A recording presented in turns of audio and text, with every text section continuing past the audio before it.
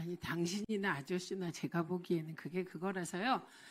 제가 왜 그냥 진행을 하려고 하냐면요. 이 자리가 인사청문회 자리이기 때문입니다. 그리고 저는 국회법에 따라 몇 번이나 피켓을 떼 주실 것을 요청드렸고 그에 따른 적법한 조치를 취했음을 말씀드립니다. 이준석 위원님 질의하십시오. 이상하게 이준석 위원님 앞에서만 이런 일이 생깁니다.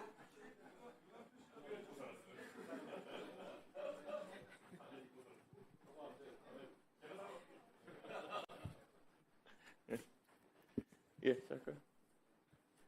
예, 후보자님 우선 지명 축하드리고요. 뭐 오늘 AI 관련해가지고 많은 국민들이 관심이 있을 것 같으니까요.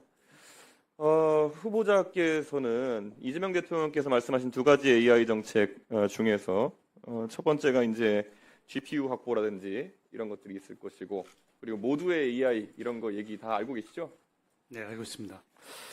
자, 그런데 최근에 이제 과기부에서 뭐 지난 정권에서도 출시됐지만은 월드베스트 LLM 또는 이제 독자 인공지능 모델 만드는 것에 대해 가지고 이제 사업이 개시되려고 하는데 표현들이 좀 모호한 게 있습니다. 글로벌 AI 모델의 95% 정도 성능을 목표를 갖겠다라고 하는데요. AI 전문가로서 AI 모델의 성능을 평가하는 지표 중에 가장 먼저 떠오르는 게 어떤 게 있으십니까?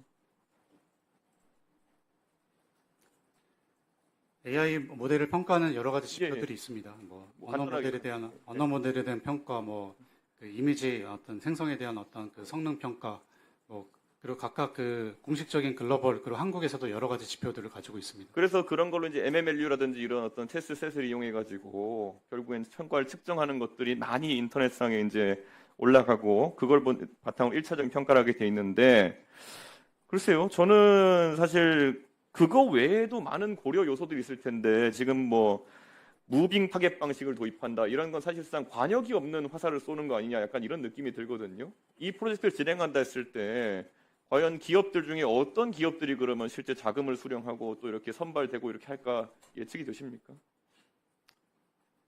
지금 현재 RFP가 나오고 컨소시엄 형태로 지금 지원을 하고 있기 때문에 제가 구체적인 업체 이름을 언급하기는 좀 너무 잘 아시는 것처럼 이 모델이라는 것이 어떤 컴퓨팅 파워를 이용해서 구동되느냐에 따라서도 완전히 다른 모델이 되는 것이고 그것이 어떻게 산업에 응용될 것이냐 방금 말씀하신 것처럼 뭐 이미지 비전 쪽으로 쓰일 것이냐 다 완전 다르지 않습니까? 그런데 여기서 대여섯 개 팀을 추려가지고 지원금을 주겠다. 이건 너무 자의적인 판단 잣대일 것이다라는 생각이 드는데 이게 객관적으로 지원자들이 많다면 용납이 되겠습니까? 어떻게 보십니까? 네, 좀 추가 답변 예, 드리겠습니까? 네.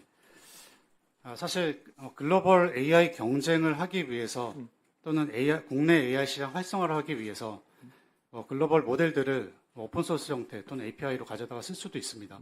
다만 한국에서 만든 AI 모델을 가지고 서비스를 만들고 산업 특화 모델을 만들고 우리가 그런 것들을 할 수 없으면은 사실은 우리가 뭐 안보 그리고 중요한 어떤 산업 영역에서 특화된 AI 모델을 만들기가 어렵습니다. 그래서 최소한의 한국형 AI 모델이 저는 필요하다고 생각합니다. 그러면 그 한국형 AI 모델이라는 것이 예를 들어서 지금 일반적으로 아파치나 MIT 라이선스 쓴 모델들이 있으면은 이걸 기반으로 위에 뭐 더 얹었을 때 갑자기 라이선스가 바뀐다고 해서 예전에 만들었던 모델이 사용 불가능하게 되는 건 아니지 않습니까?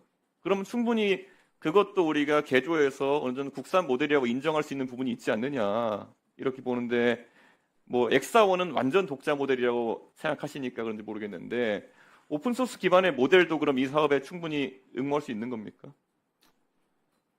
오픈소스 모델도 다양하게 활용이 가능하다 봅니다. 근데 본 사업에 오픈소스 모델을 파인튜닝하는 이것도 지금 허락하는지 제가 좀 확인을 좀 해봐야 될 것 같습니다. 네, 일정 부분 허락하는 걸로 저는 알고 있는데 결국엔 저는 이런 것들에 대해 좀 명쾌한 그 지향점이 필요하다. 제가 이 이유 말씀드린 건요.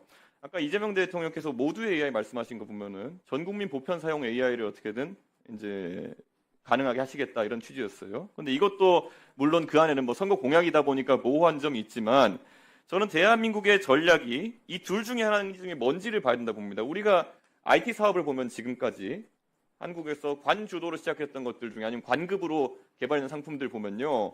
세계적인 최고 성능의 제품에 비해 가지고는 조금 못 미치는 성능이거나 보편성이지만은 대체 효과라든지 이런 걸 노리고 개발한 것들이 있거든요. 데이터베이스에서도 잘하시는 그런 제품들이 있을 것이고, 워드 프로세서도 잘하는 그런 제품이 있을 것이고, 안티바이러스 제품도 그런 제품이 있었던 것이고요. 우리가 타겟하는 것이 이런 것인지, 그러니까 보통 수입 대체라 그러죠. 수입 대체한 걸 우리도 갖고 있어야 된다. 우리도 뭔가 있어야 된다는 그런 주장인지, 아니면은 정말 이게 세계에 나가서 팔아먹을 수 있을 정도의 성능이 되어가지고 이런 거 우리가 육성해 보자는 건지, 이 경계가 모호하긴 하지만 대한민국의 IT 프로젝트 상당수가 전자로 귀결된 이유가 뭐라고 보십니까?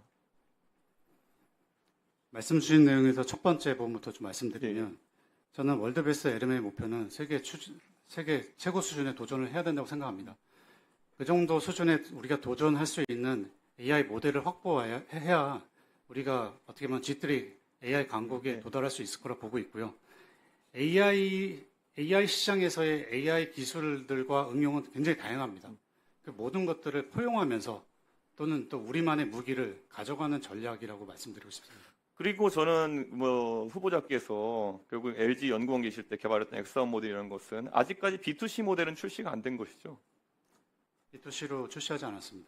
그런데 일반적으로 AI 모델의 성능이 아주 뛰어나다고 자기들이 과시하기 위해서 최대한 많은 베타 유저를 확보하고 거기서 B2C 모델을 돌리는 기업들이 많은데, LG에서는 그런 판단을 하지 않았던 이유가 있는지. 왜냐하면 우리가 봤을 때 B2B와 B2C는 뭐 당연히 나갔을 때 들어오는 피드백의 양도 다를 것이고, 어떤 제약점이 있었던 것일까요?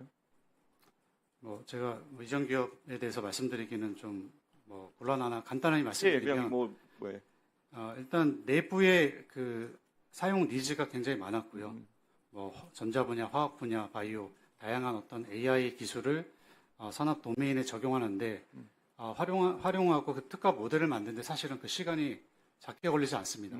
그런 모델을 만드는데 시간이 오래 걸렸고, 또 B2C로 확장하는 어떤 선택보다는 오픈소스 모델로 공개를 통해서 생태계 확보하는 전략을 선택했었습니다. 자, 그럼 여기서 지금 우리가 GPU를 막 기업에게 이제 지원하겠다 이런 얘기가 나오고 있잖아요. 그러면 실제로 현업에 계실 때 이 GPU를 그러면은 LG 같은 대기업에서는 어떻게 조달했으며 그것이 실제 개발에 제약이 되었던 적이 있습니까? GPU 컴퓨팅 인프라 부분은 사실은 저희 그 대기업이라고 해도 많이 부족합니다. 그래서 클라우드나 이런 것들을 많이 쓰셨죠, 그때. 클라우드 기반으로 GPU를 사용했습니다. 근데 그런 모델이 지금 얘기되는 것이 아니라 지금 나오는 거 AI 컴퓨팅 센터 얘기 보면은